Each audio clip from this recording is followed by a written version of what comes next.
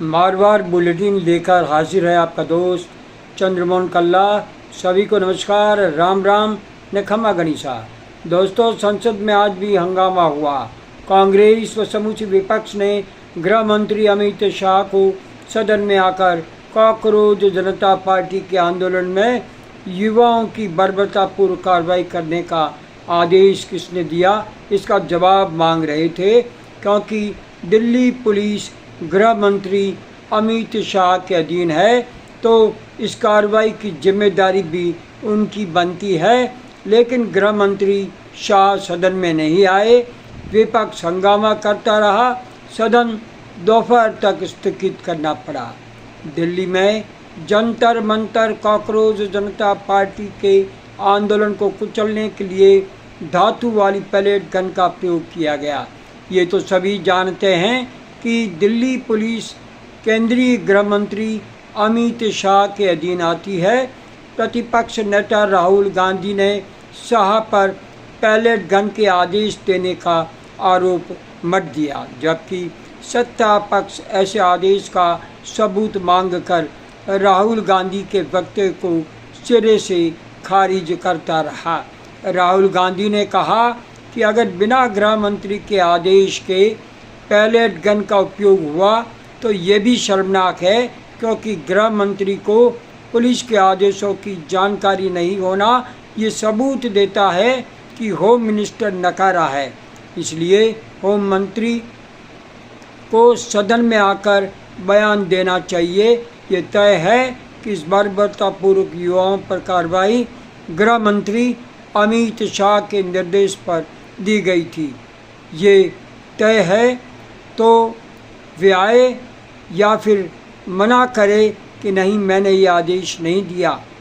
दूसरी ओर केंद्रीय reserve police बल सीआरपीएफ की जांच में सामने आने के बाद रैपिड एक्शन फोर्स आरएएफ के जवान ने अपनी पैलेट गन से कम 7 राउंड फायर करने की बात कही है, जिनमें से 5 राउंड शांतिपूर्ण प्रदर्शनकारियों को लगे।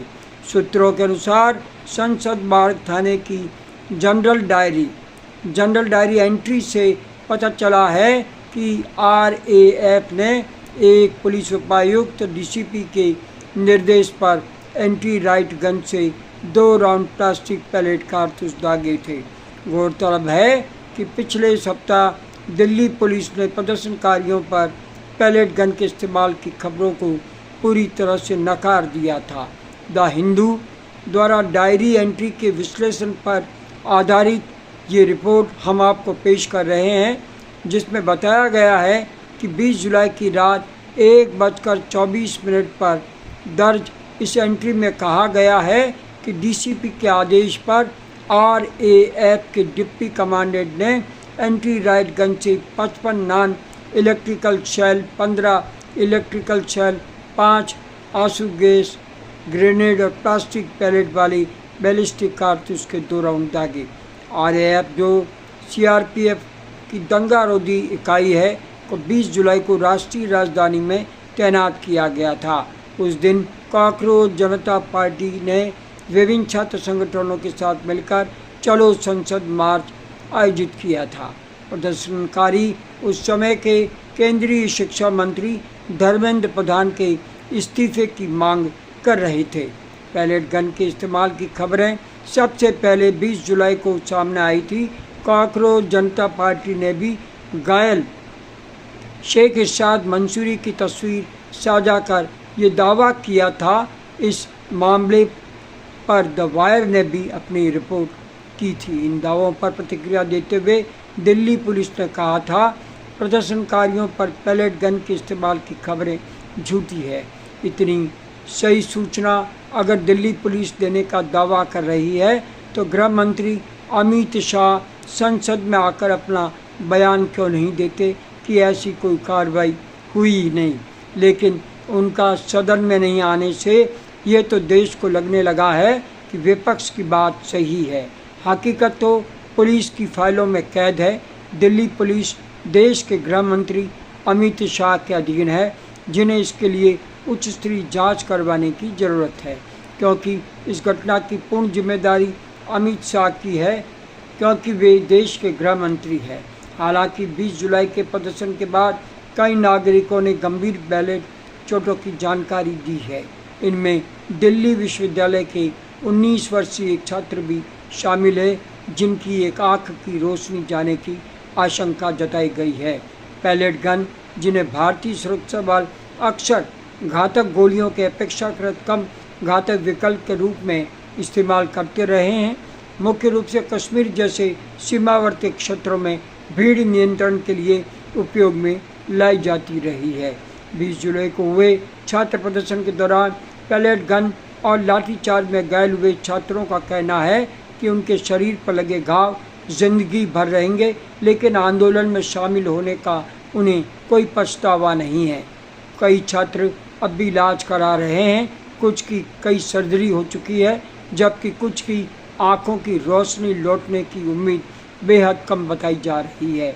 वहीं दिल्ली पुलिस का कहना है कि छात्रों के साथ कोई दुर्व्यवहार नहीं किया गया और बल का प्रयोग केवल प्रदर्शन के हिंसक होने तथा पथराव के बाद किया गया। 3 सर्जरी के बाद खतरे से बाहर इरशाद। 25 वर्षीय इरशाद शेख ने बताया कि उनके चेहरे, गर्दन और शरीर के ऊपरी हिस्से में कई पैलेट लगे थे, जिन्हें निकालने के लिए 3 सर्जरी करनी पड़ी। पैलेट गन से घायल होने की विभिन्न खबरों के बीच 2 पीड़ितों प्रशांत कुमार सिंह और शेख इरशाद मंसूर ने 27 जुलाई को सुप्रीम कोर्ट में याचिका दायर कर नागरिकों की भीड़ को नियंत्रण करने के लिए आंशिक या पूर्ण रूप से धातु वाले पैलेट गन के इस्तेमाल पर प्रतिबंध लगाने की मांग की है। ये सिद्ध करता है कि आंदोलन को कुचलने के लिए धातु वाली पैलेट गन का इस्तेमाल हुआ था।